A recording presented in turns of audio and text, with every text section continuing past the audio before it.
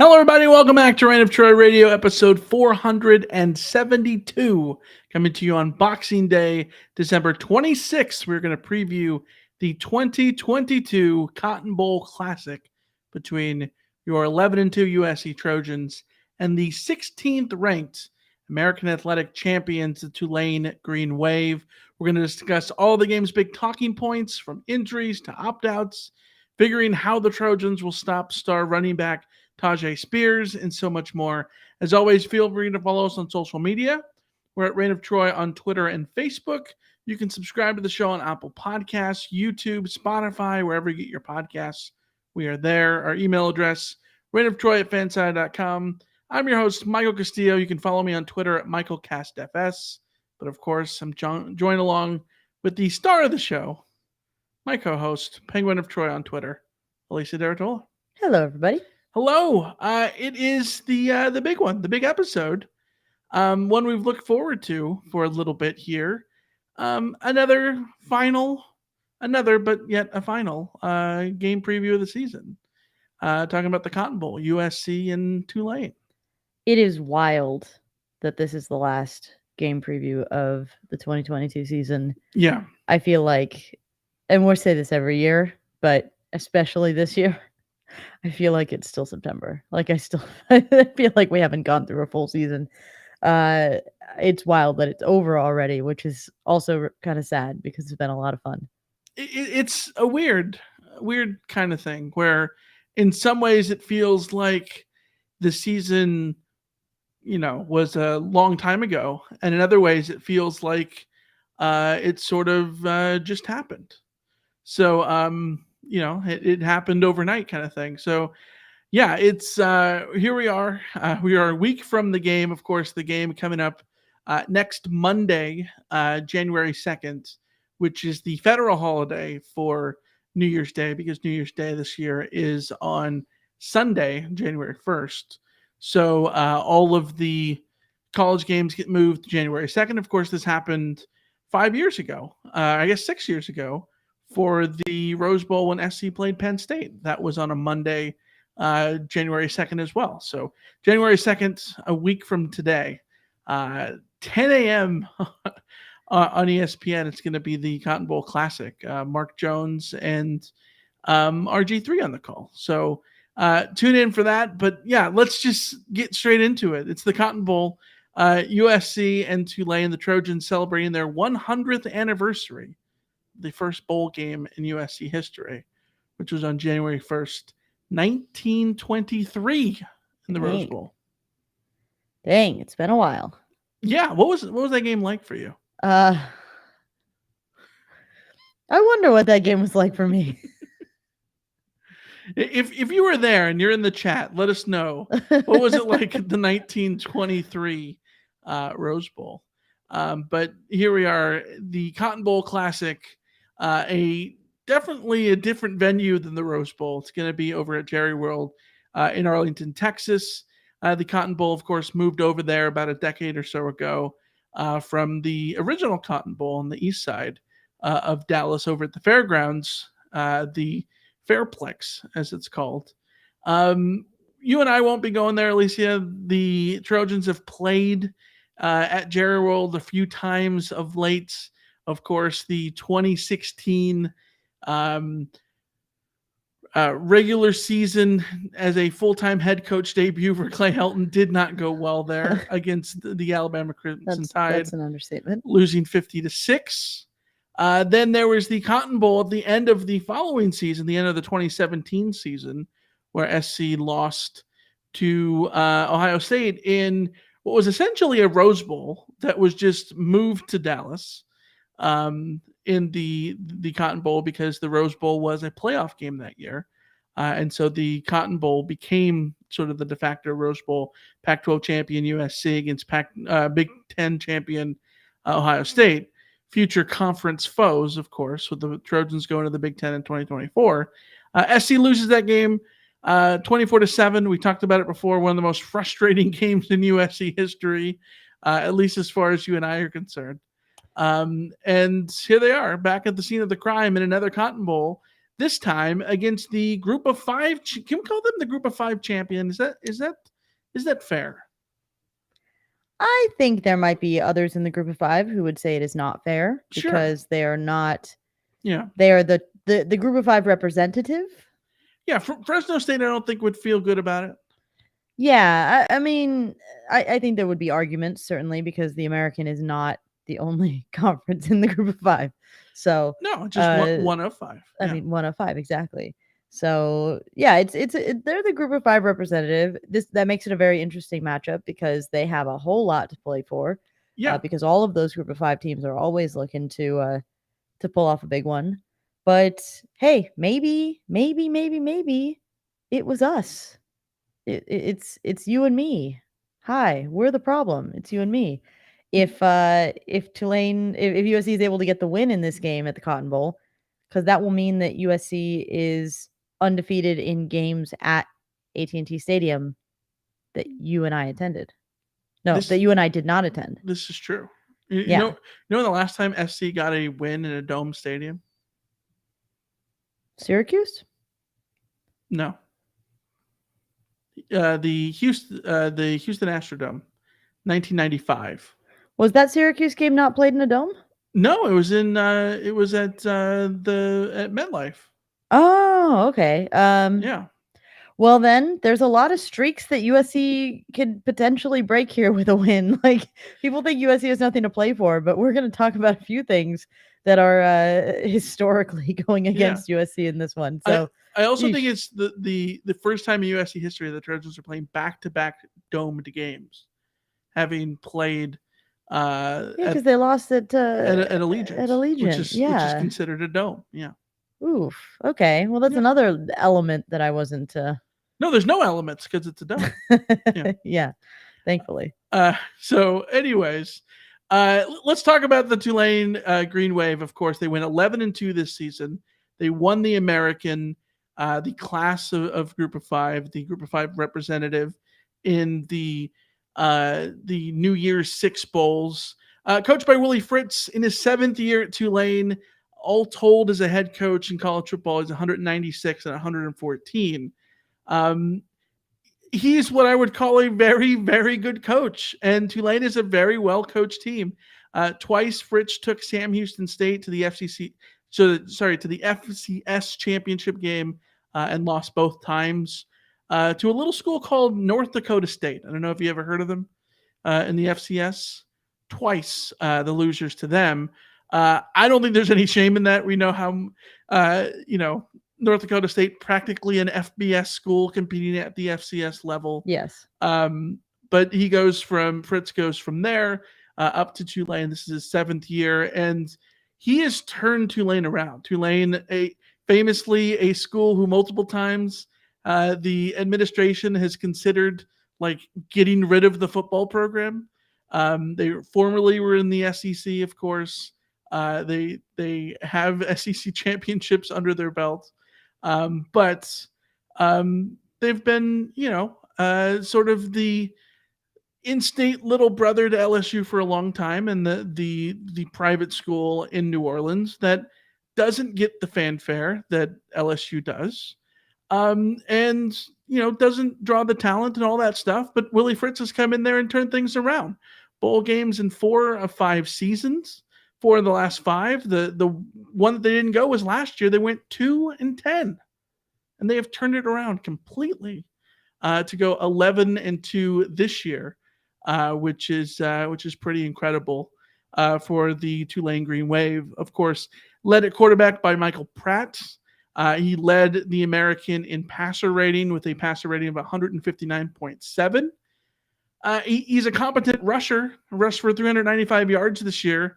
And when you consider Tulane had like 129 lost yards on sacks, basically add like 100 yards more to his rushing total.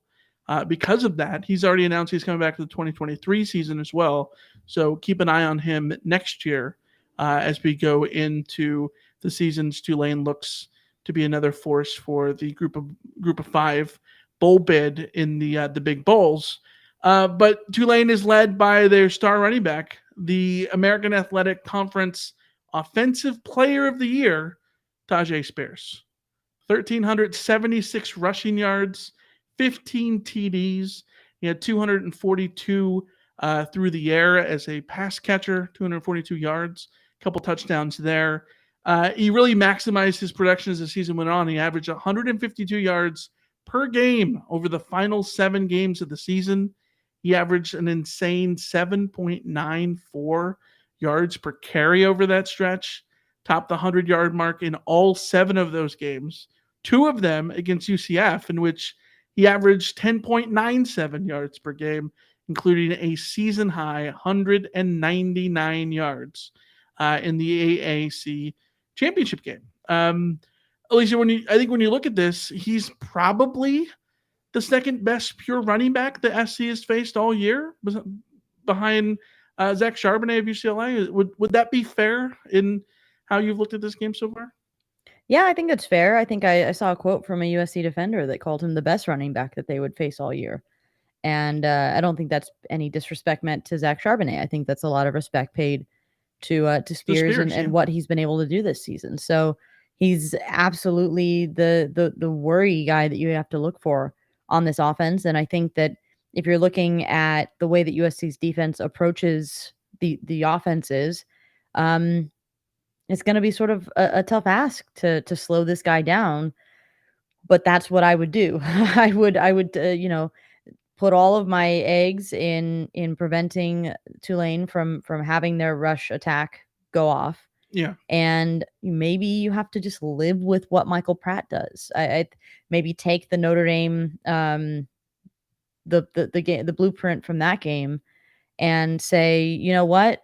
Maybe you're going to hurt us a bit, but we also trust that our offense is going to outscore you enough. I like that. To accept that Michael Pratt's going to get his and go from there. So it's that's what you do on paper, I think. Sure, yeah.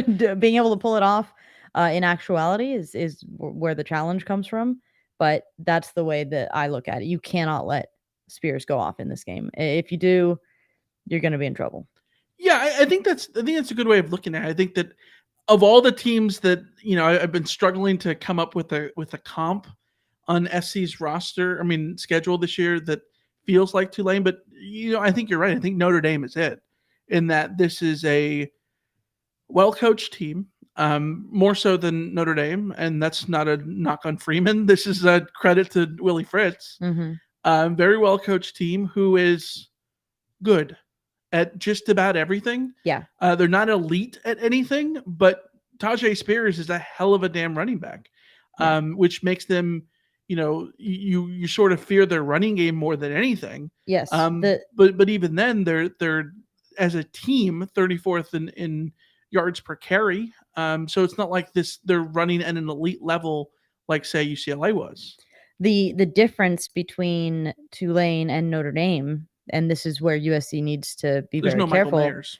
Well, there's no Michael Mayer, but Michael Pratt is a much more efficient quarterback in general. Yes. Than Drew Pine had been pretty much all season. And Drew Pine, by the time USC got to him, they had sort of settled him down to be more of that efficient, just don't screw up kind of quarterback. But Michael Pratt's been doing that pretty much all year, and he's tried and true with it. He protects the football pretty well. Only 5 interceptions this year. Top passer rating in the American says that he is doing things really efficiently, which is always helped by having a really strong run game. That's where, to me, if you're Alex Grinch game planning for this game, you put the pressure on Michael Pratt and see what happens when the game is all on his shoulders, and you see if he can elevate himself. Because my argument is always with quarterbacks, like, that's the great defining sort of characteristic of a quarterback is, can they respond when they don't have when they're not able to rely on their run game, when they have pressure in their face, when they're the guy that has to go out and win. And if they do that, then to me, I shrug my shoulders and say, well, that was a great performance by the quarterback. So you live with it. Yeah. And, you look back at the Notre Dame game, all the talk all week was, how was SC going to match the physicality of Notre Dame up front? Notre Dame was going to run for 400 yards on USC. Yes. We were told. And it was back-to-back games where I think you feel really good about what SC did on the ground defensively. Held Zach Charbonnet to 95 yards, held Notre Dame to 90 as a team. If SC repeats that performance against Tulane, I think they're going to be in a standing to, look really well. The other side of it is that, Pratt absolutely can, throw the ball all over the field. He loves to distribute the ball pretty evenly to his receivers. The Green Wave have 4 receivers with more than 30 catches, but not a single one with more than 35. Like, I've never seen distribution like this. This is very Washington State under Mike Leach. Yes, Very. exactly. Shea Wyatt, 35 catches. Deuce Watts, by the way, his name is Deuce. He wears number 2. As he should. I would say he's my favorite Watts brother, but his brother also on the team, Fats Watts, and he's a design major. So clearly he's my favorite Tulane Green Wave of all time. Yes. But Deuce Watts, 31 catches. Jaquan Jackson, 32 catches. Lawrence Keys III, another great name, 30 catches. So right there, all told, 140 catches. 120. Not a math major. See, I'm a design major. I am not going to help you with that math either because I'll just embarrass myself. Yeah, 128 catches between the 4 of them. But even distribution between all of them for the most part. And then Tyrick James is the tight end to watch for. He's a beefy dude to keep an eye on. But compared to the tight ends that SC has faced this year, he's not Dalton Kincaid, who SC is glad they never have to face ever again. And he's not Michael Mayer. So, you take your chances in trying to shut down the run as best you can and force Pratt to go to those guys. And now the downside of that is SC has been susceptible through the air. Drew Pine threw for 300 yards in that Notre Dame game. Mm-hmm. Utah picked SC apart on in the passing game multiple times this season, right? DTR had his success through the air as well. The difference being here, I think if you go into this game as defensively for SC and you're able to stop, Tajay Spears similarly to what you did against Zach Charbonnet, as good as Pratt is, I think it's just a strong, steady, reliable quarterback. He's not DTR in that he's not going to beat you with his legs in a similar way. Even if he's a competent rusher, I think. Yeah. A guy who has, 400 yards under his belt. I don't know that he's going to, be the guy to, pull off all the plays that, say, DTR would. But then again, you look at the guys who have beaten SC on the ground this year. Cam Rising, deceptively quick. Mm-hmm. Pratt could be that guy too. I don't think you need to be DTR to beat this USC defense. No, you don't. In fact, DTR you don't. beat himself to a certain point because he threw all those interceptions and had all those turnovers. So if Tulane comes into this, they got to look at Michael Pratt and just say, just don't screw up, dude. Just protect the football. Which is really for this offense something that's going to be a bit of a challenge for them. Pratt has only had 5 interceptions this year, but they have 10 fumbles on the year. So they're not exactly holding on to the ball all that well in terms of that metric. So it'll come down to the skill players not screwing up, and it'll come down to someone like Michael Pratt stepping up and being ready for the moment. And the challenge that USC has, of course, is to force them into mistakes, force them to be overawed by the occasion, by the stadium, by all of that, which is certainly a possibility that Tulane will have to factor in. USC played their last game, at a huge NFL stadium at Allegiant. I don't know. Maybe the AAC plays they hosted their title game. Yeah, so I don't know that they have. We know that the program itself has not had this kind of huge matchup in terms of a New Year's Six Bowl for many years, if that. Yeah. And this is going to be another one where they've got to be able to step up and go onto a stage that's bigger than they've ever been on and show some composure. And like I said, on the flip side, it's USC's job to beat that composure out of them. So That's Yeah, the challenge to USC's defense. exactly. They have played in a hostile environment this year, Manhattan, Kansas. Mhm. They went into Manhattan, beat eventual Big 12 champion Kansas State Right. 14-10. But that is a different But kind that's of not environment. That's a an hostile that's a environment. hostile environment. The It's not necessarily the shock and awe environment. Yeah, AT&T is not gonna be hostile, I No, think. I think it's just as someone who has walked out onto that field, it is it's not. awing. Yeah, it's not intimidating. It is It's awesome in the sense that you walk and you look up and you're just like, "Wow." yeah, like this isn't I'm normal. Yeah, inside of a mountain. That's what it feels like to be inside that right. stadium. It's like this is what you think about, like, the dwarven caverns and stuff in fantasy novels, like, that's what that feels like I'm inside of a mountain. So, Yeah, yeah, that'll be an interesting sort of wrinkle, but, Tulane has the dudes on offense to give USC's defense fits, and if you're looking at the recipe for Tulane to upset USC, it is because USC's defense is as vulnerable as they are.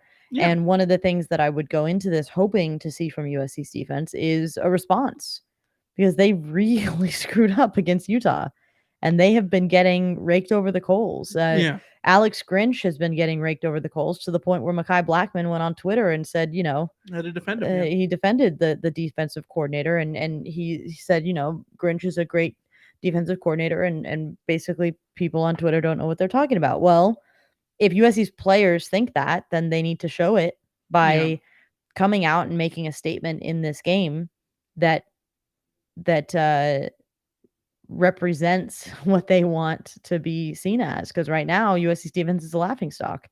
So this is an offense that, in one sense, is dangerous to USC because they know what they're about. They have competency at quarterback. yeah. They have electricity at running back, Hmm. and general reliability elsewhere. On the other hand, this is also a an offense that doesn't necessarily, with the exception of Spears, I think that we're like, we talk about DTR and you talk about like guys that really scare the crap out of you. Yeah, Dalton Kincaid and Cam Rising to a point. I think he's just been an exceptional quarterback for Utah for long enough now that you have to look at him and give him that kind of respect.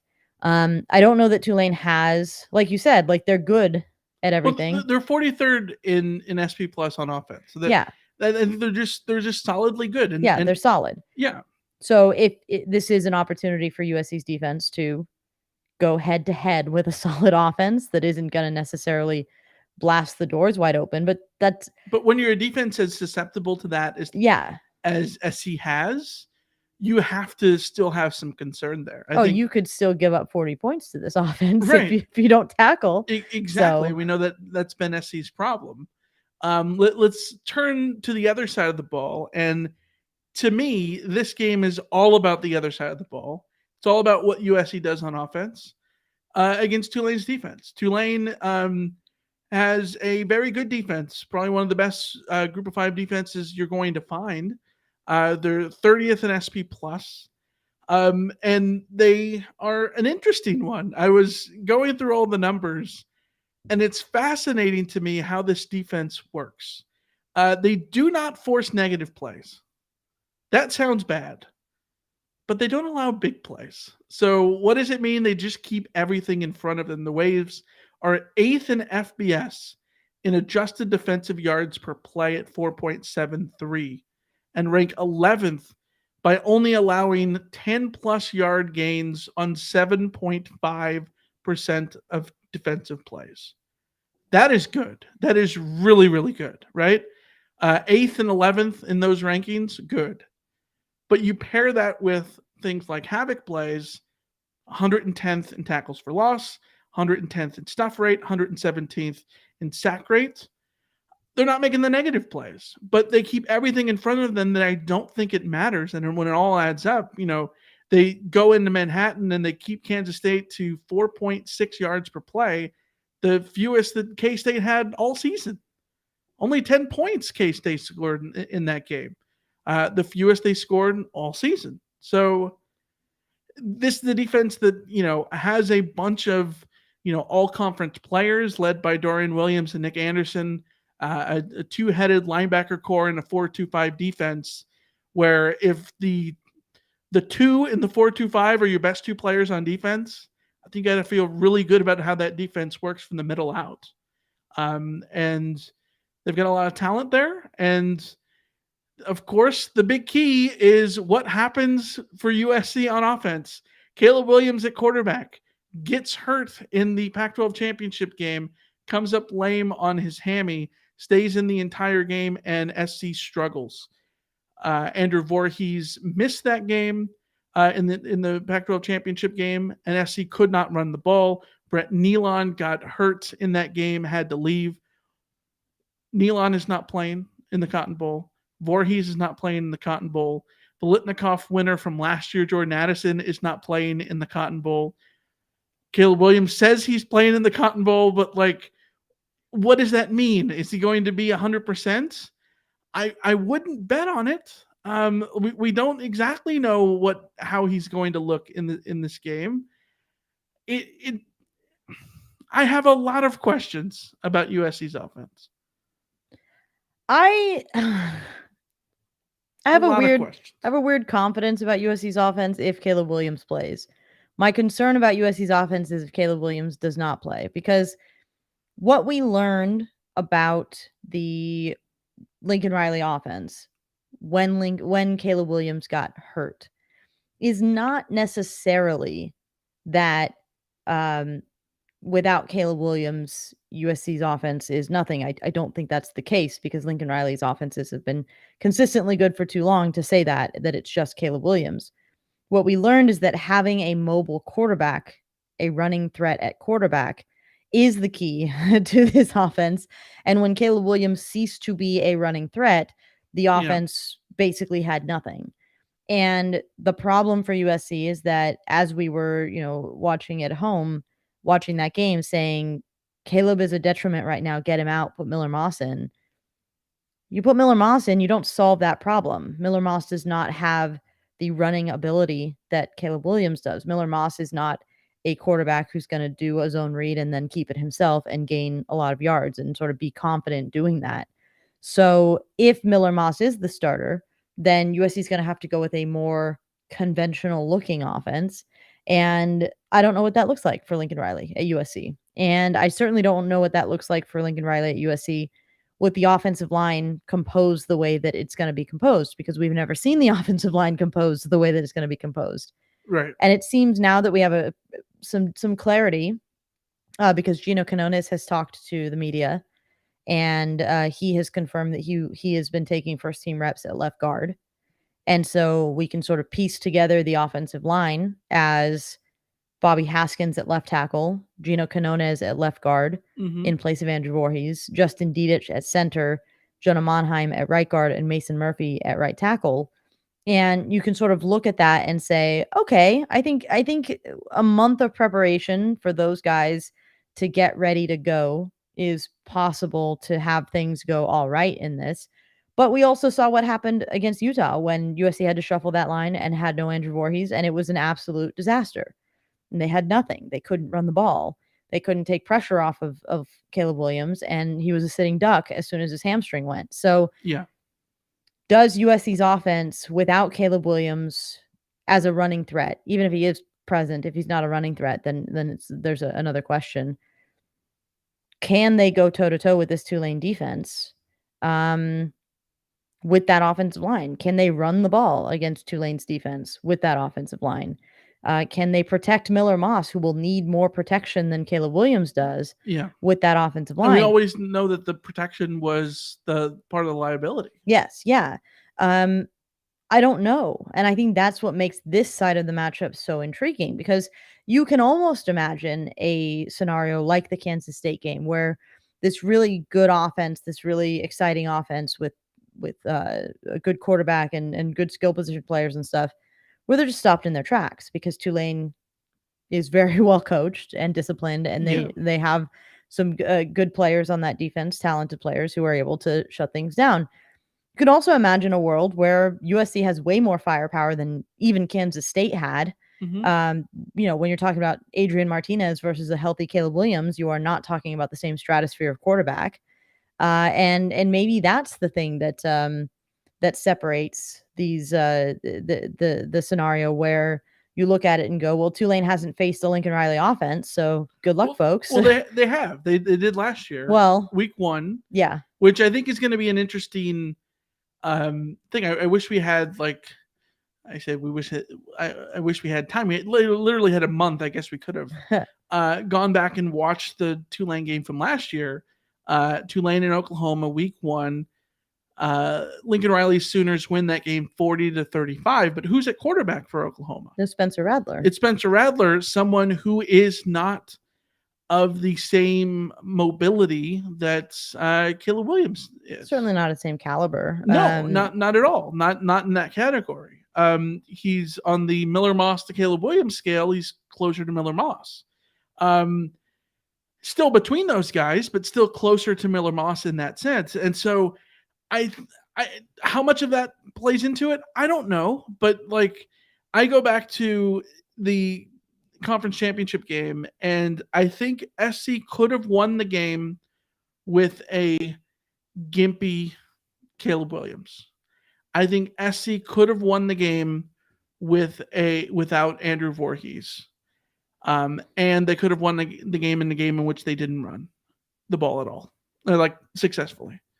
They couldn't do all three of those things together. Yeah. And I think all three of those things, obviously the Caleb Williams injury happens on a scramble. And, I'm not going to say that was a direct cause of the Andrew Voorhees injury, but sure, I guess you could say he's not making that scramble if there's better protection, blah, blah, blah. I'm not going to go. That was a Heisman level impressive play. Like he was going to, scramble at some point anyway. He won the Heisman on that play because of his heroic efforts. Yes. Yeah. So I'm not going to go that far.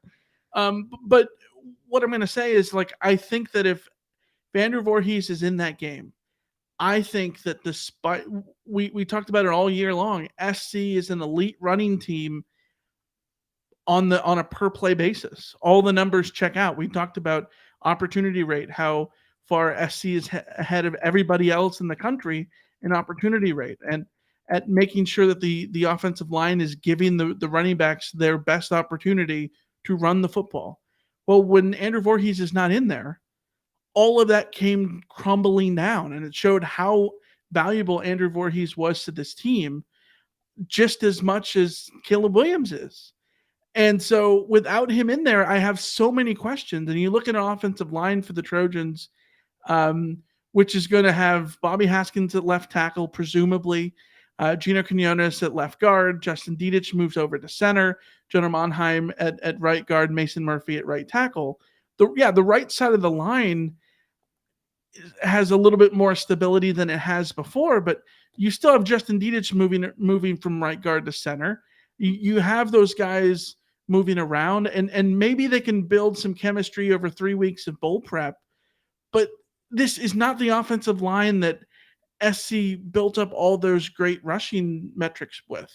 And so I really wonder, like, can they be able to run the ball well?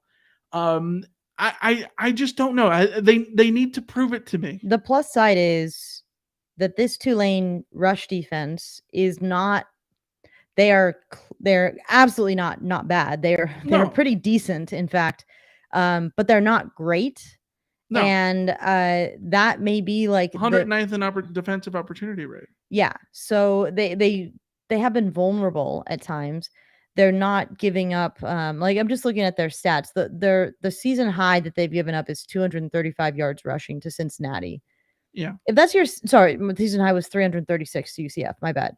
But like, if the vast majority of your games this season, you give up one game of 300 yards, you give up one game of 200 yards, and the rest of your games are sort of somewhere in between 175 and 115 in terms of just rushing yards that are achieved, you're pretty consistently doing okay on that front. Right. You're not getting like gashed, which again is the kind of thing where with this Tulane team, why they've been so good is because they're just consistently fine. Like, they're good, right? But not necessarily great. Like, they're not holding anybody.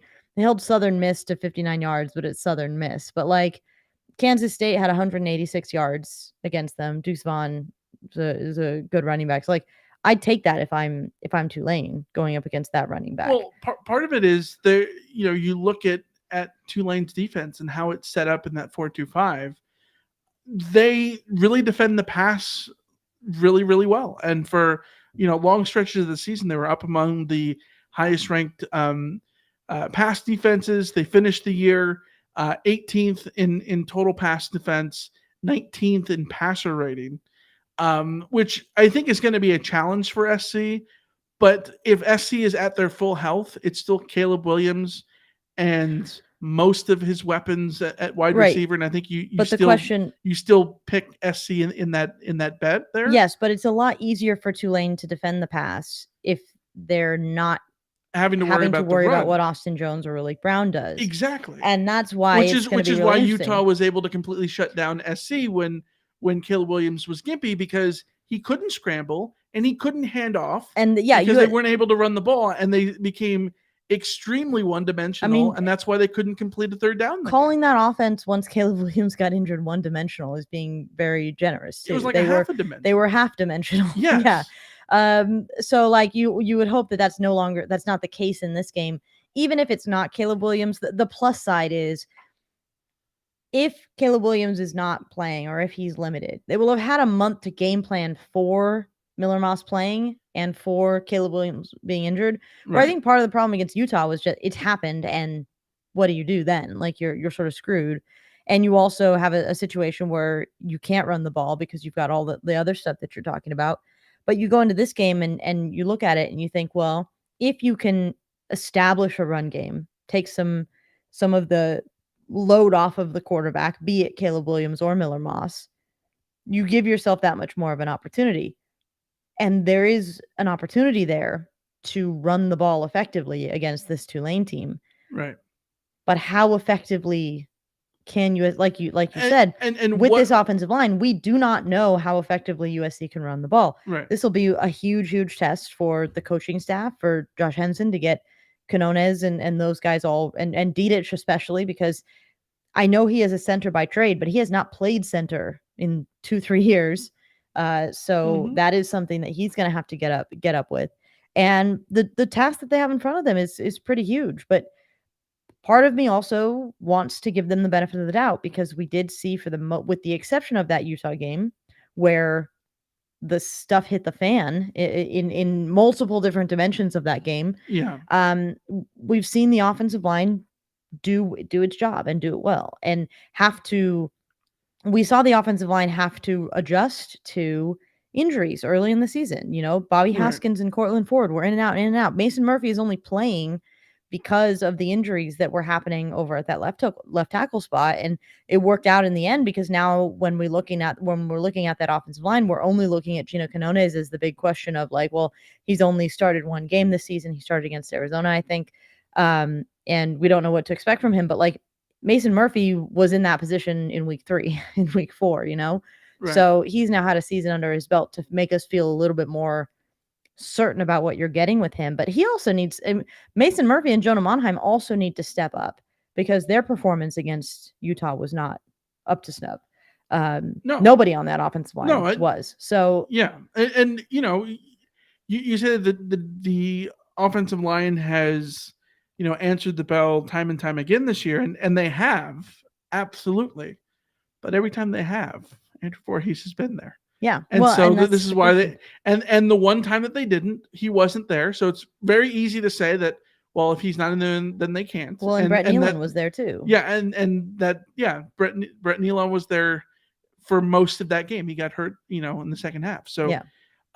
And without those two guys, Nealon was a Remington Award finalist. Yeah. One of the top 3 centers in the country. So and Voorhees, of course, an All-American. So yeah, it's difficult. It's a challenge. It's absolutely a challenge. SC's got to deal with the injuries and slash opt-outs, even though there really haven't been opt-outs. I guess you can call Jordan Addison an opt-out, even though he does say that he's rehabbing the injury. So I don't know. You put that all together, the other hurdle to climb for the SC in this game is the curse.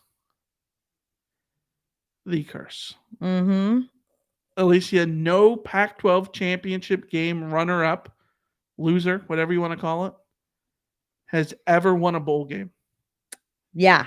They are 0-10 Yeah.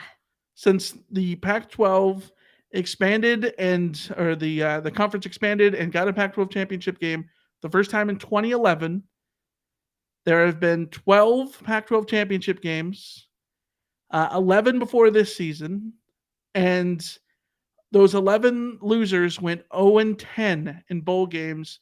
One of them did not play a bowl game, and that was 2020 USC, of course, which lost the Pac-12 championship game and then did not go to a bowl game in the COVID season. So rightfully, we can just scratch the COVID season off of this one. Yeah, but it's a weird one, but 0-10, and it's not only 0-10, those teams have been outscored by an average of 14 points per game.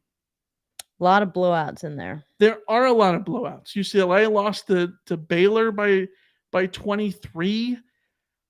Utah lost to Texas in 2019, 38-10. Colorado in 2016 lost to Oklahoma State in the Alamo Bowl, 38-8.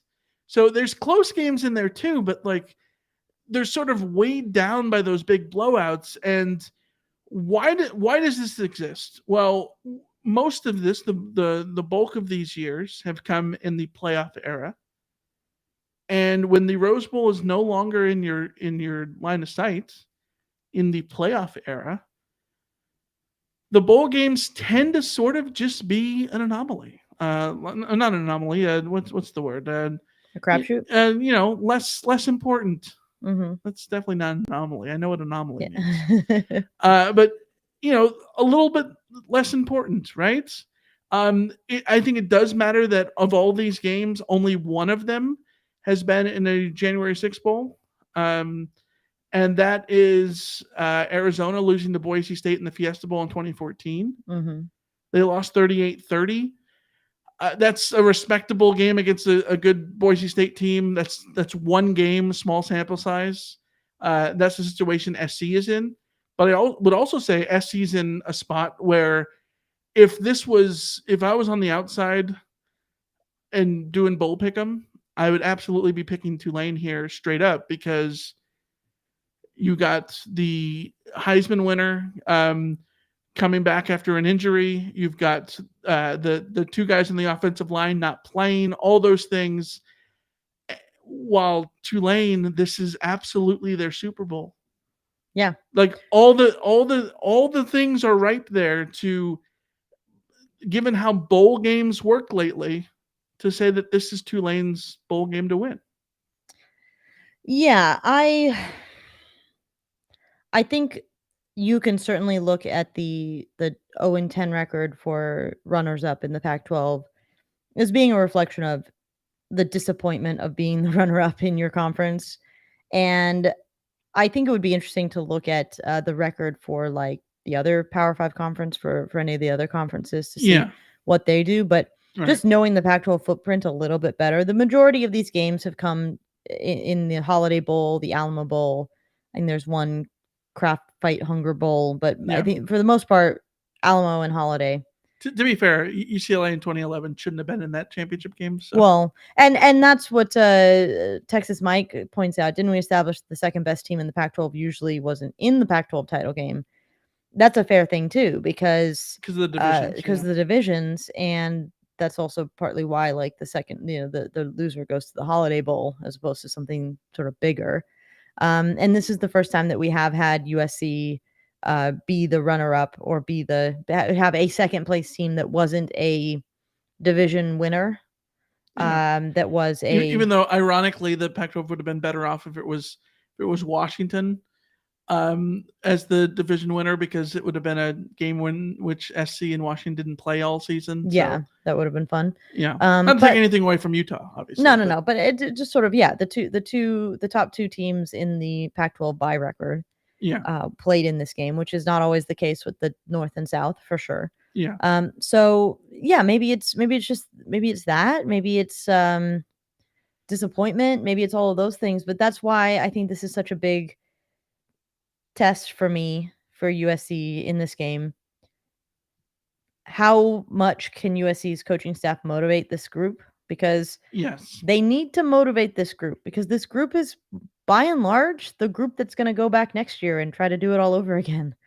So you gotta motivate this group. You gotta get them wanting to go out there and put their best on the field. And if they put their best on the field, they'll win. Yeah. The problem is that, like,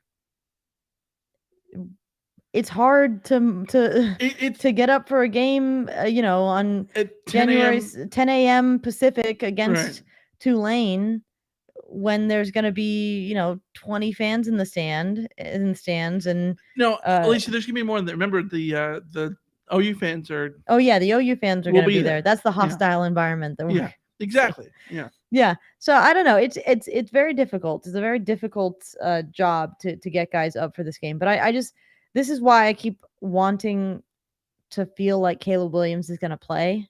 Yeah. And to be frank, like, I'll believe that Caleb Williams is gonna play when the line starts to move, because right now the line, last I saw, it was USC by 2. Yeah. One and a half when I did Th- the rundown earlier today. that line will move, if Caleb Williams is, if anyone thinks that Caleb Williams is actually going to play in this game, you'll see that line move. With it being at 2, makes me think So, you know, there's not. This is me reading a lot into lines, but that's just me. Lincoln Riley has said that the only people he expects not to play were Voorhees, Nealon, and Addison, and that everyone else he expects to play, including Caleb Williams. But we know there's gamesmanship in college football with the quarterback stuff. And again, we go back to how healthy could he be, and could it How be a much thing where practice will he have you had? can still expect him to play a week ago, and then you get to the game and then decide otherwise too. Like I just I'm skeptical like you are. We'll see. But how all of this stuff goes in is this is just SC with the injuries, Tulane feeling like this is their best season in decades, going to the biggest bowl game in like 60 years. This has all the especially when you know look at how SC fans were just completely broken. Like the spirit was broken after the Pac-12 championship game because of how much of a heartbreaking loss that was. Looking at the playoff and all that stuff, I think you're right that SC needs to find a way to pick up the pieces and rally on that and end the season with the bang. Looking into next year, I just don't know how realistic that always is, given how we see bowl games now. So I don't know, but we have over under to get to, Alicia, and it's the last over under of the season. So double points. Let's get to it. Alicia, I have a lead. 47 over under wins. You're at 41. That's 6 over under games for me that I have a lead, but this is double. So it's basically 3. You need 3 things to go your way. What's your first over under? All right, I'm going 6.5 catches for Mario Williams. With Jordan Addison out, Mario Williams is going to be as healthy as he's been in a while, given the time that he's had to recover from the injury he had earlier in the season. Um, this could be his day. This could be the day for Mario Williams to take over that number 1 receiving slot, especially because we know Dorian Singer's coming in. Yeah. We know that there will be 5-star freshman coming in. If Mario Williams wants that number 1 job, like, he's got to act like a number 1 receiver. And so I'm curious what he'll do in this game. 6.5 catches because his season high was 6 earlier this season. He's only had one other game with more than 4. Only had one game with 100 yards. He had 145 against Utah before Yeah. in the first game against Utah. So yeah, will he go off? Will Mario Williams go off? I'm gonna take the under. I like Mario Williams to be a low catch, high yard guy. And not low catch, but just more so like he's going to be high on the average. He's going to be like the deep threat guy who's going to, get a whole bunch of yak yards and deep ball yards. So give me like 6 catches for 100, but under the 6.5. Okay.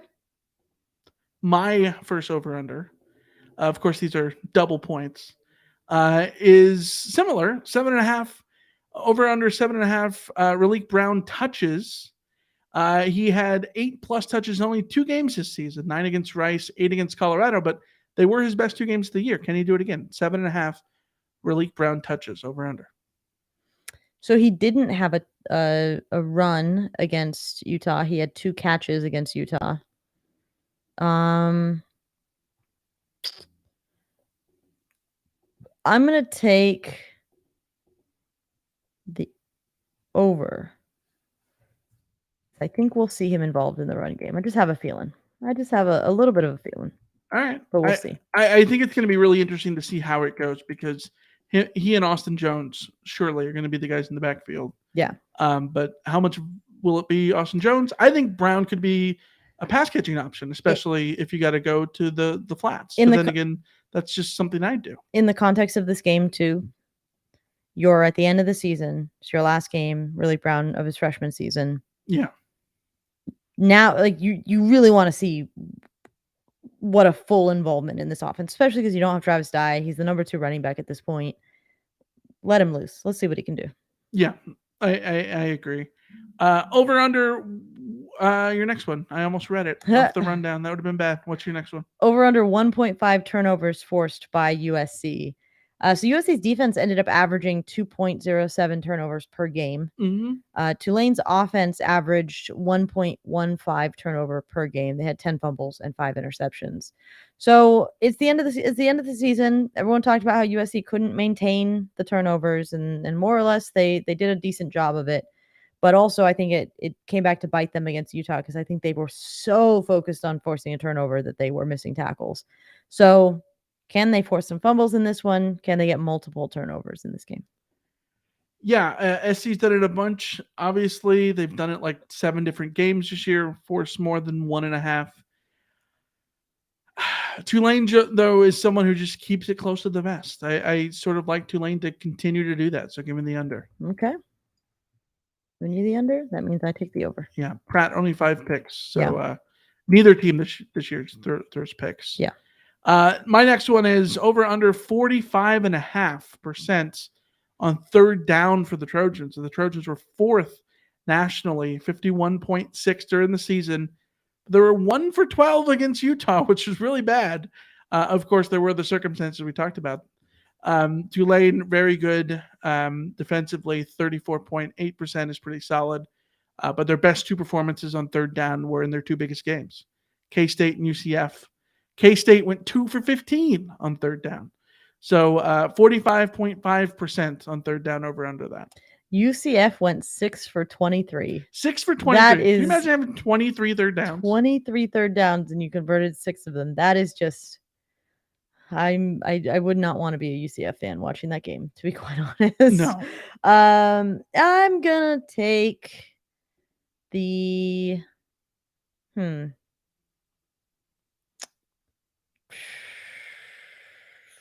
I'm gonna take the under.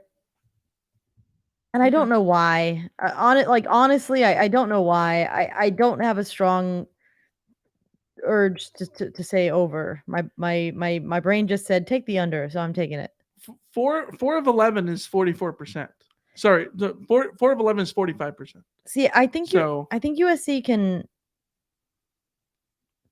I think USC can win the game without having with being under 45% on third down conversions. Yeah, if they go like 4 for 11, for example, I think that would probably be don't fine. have third downs. Yeah. Okay, so you take the under there. Locks me into the over. What is your last over under? All right, 2.5 tackles for loss for Tuli Tuipulotu. He had 21 tackles for loss on the season, but he only had 1 each in the last 2 games of the season against Notre Dame and Utah. He only had 1 sack in the last 3 games, if you include UCLA in that. Mm-hmm. So he sort of, I think teams have understood that he's the focal point. Just, double team him. Don't let him go off. Will Tulane be able to do that? I guess is my question. Tulane has allowed 61 tackles for loss. They're giving up 4+ tackles for loss per game. So will this be Thule tends to be either sort of a 1-0 or a 4. So, I'm gonna go risky here. Give me the over. I okay. like Thule for a big one here. Also, I'm proposing to change his name to Thule Tifel Tifel I like it. for the tackle for loss man. Tifel Yeah. Yes.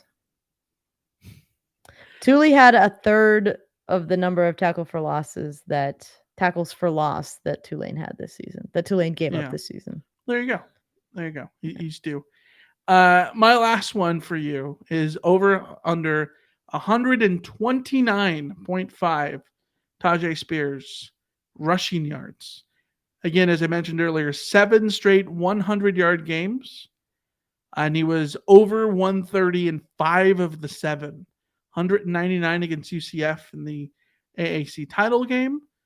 We know SC allowed 223 total rushing yards to Utah, but only 90 to Notre Dame. They held Zach Charbonnet to 95. So 129 and a half. Tajay Spears. Over under.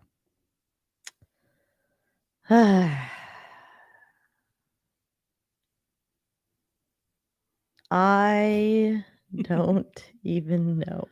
Averaging $1.50 over the last 7. Do I want to bet on USC wrapping up and tackling Tajay Spears? This is a little bit of a question. I'm gonna go with the over. Okay. All right. And I might regret that because I have a little voice in my head that's saying, take the under, and I listened to it before. But also I just It's yeah. it's a difficult line, I think, because he could have a great game and still have $1.25. Yeah. Yeah. So I'm yeah, not sure about this I don't know. All right. Before we get into our game predictions, I just want to remember to make your picks. We're going to throw the link in here so you can go make your picks for over under because it's the last week, and Moose Pants and Ryan from Arizona lead with 55 over under wins. Behind them is Stephen Chad at 54. Kerry from Chicago has 53. Cali Cat, Jay Vandy, or Buddy Steve from the Bay Area. Randy from Redlands have 52. LA Fred and Ocean Beach Trojans at 51. And 28 pitch Cali Matt and G Young 08 at 50. All in the game. Double or nothing. Well, not double or nothing, but double the points. Yeah. So go make your points. Alicia, let's get into game predictions. Vegas is the Trojans as of today, Monday, a 1.5 point favorite. The over-under is at 62.5. What is your prediction? I am going USC 38, Tulane 35. Okay. Close one. I think it'll be close. I'm betting on Lincoln Riley's offense. That's just what I'm doing. I can't bet against 0-10. Yeah. I want to think that SC can go in this game and have Caleb Williams back and the makeshift offensive line and still beat a team that they're more talented than. But I think Tulane is gonna. I hate the want it more thing, but I think when you talk about bowl games, I think that is a thing. You talk about the 0-10ness.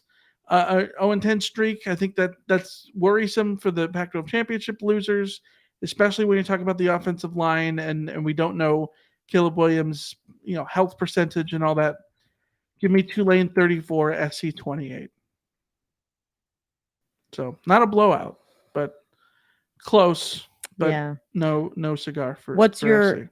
Is your prediction that Miller Moss will be the quarterback for that 28 point? I don't know.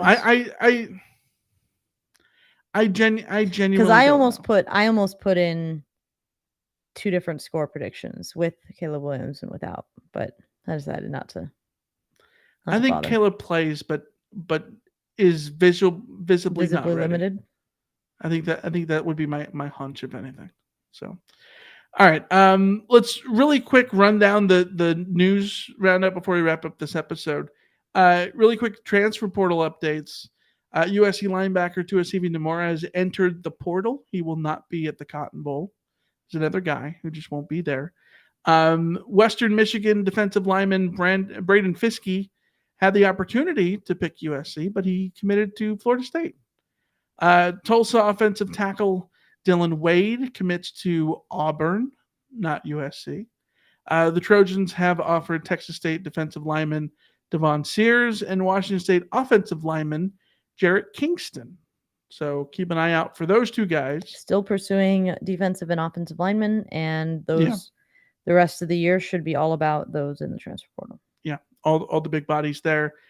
In the quarterback news, Keaton Slovis going to the site of his first loss, BYU. I had forgotten about that. Yes. And DJ following his brother to Oregon, but he's going to Oregon State with the Beavs to be their quarterback from Clemson. This one's interesting. This could be the thing that wins Oregon State the Pac-12, or this could be the wrong quarterback for them to have picked up. And I am in the camp of this isn't the fit I would have given them.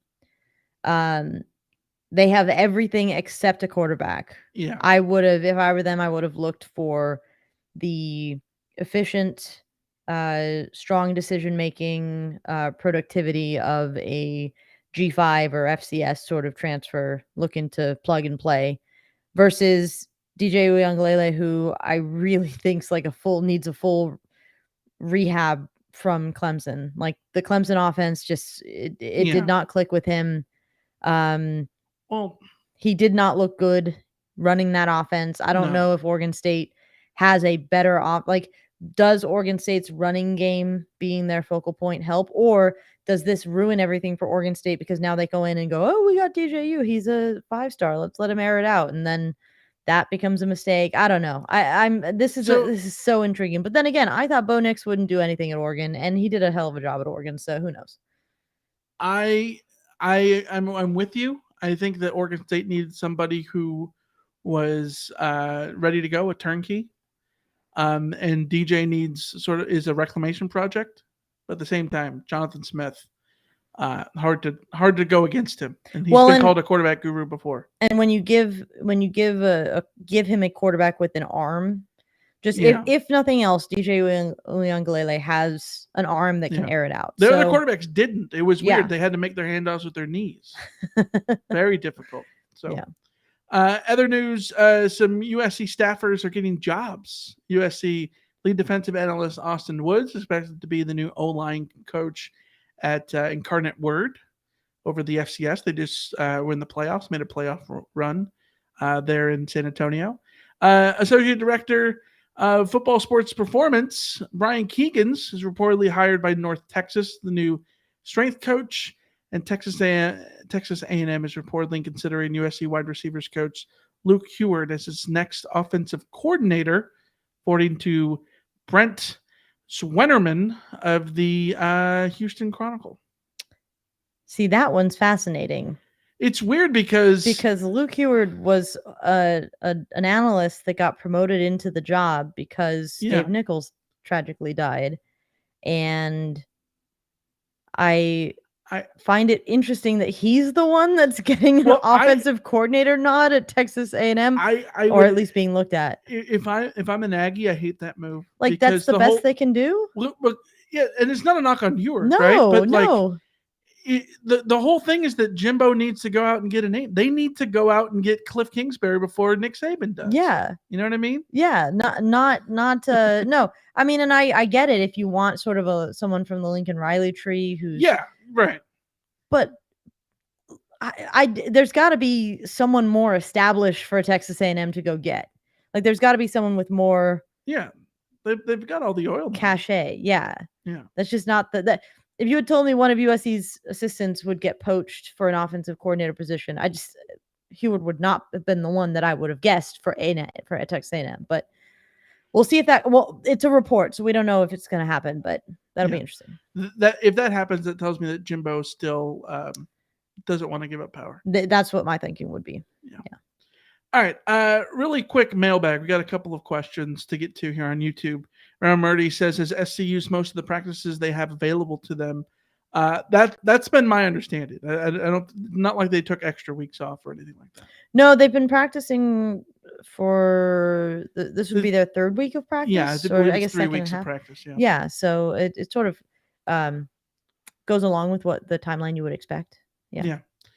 Bless and Break says, "Man, I'm starting to wonder why we paid Lincoln $110 million if we can't even land Dylan Wade or Braden Fiske. WTF are we doing? Everyone knows the game is won in the trenches."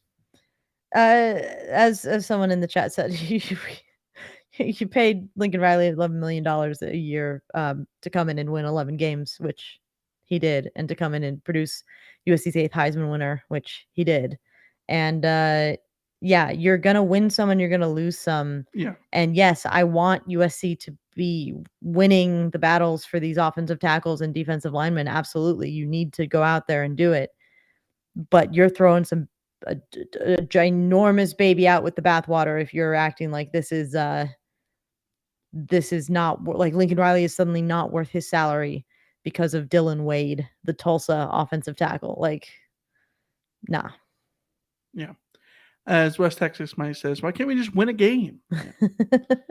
It's been so long. Yeah, for sure. Yeah. All right. The Cotton Bowl will come up next week, 10 a.m. Pacific on, I think it's ESPN, not ABC. Yeah.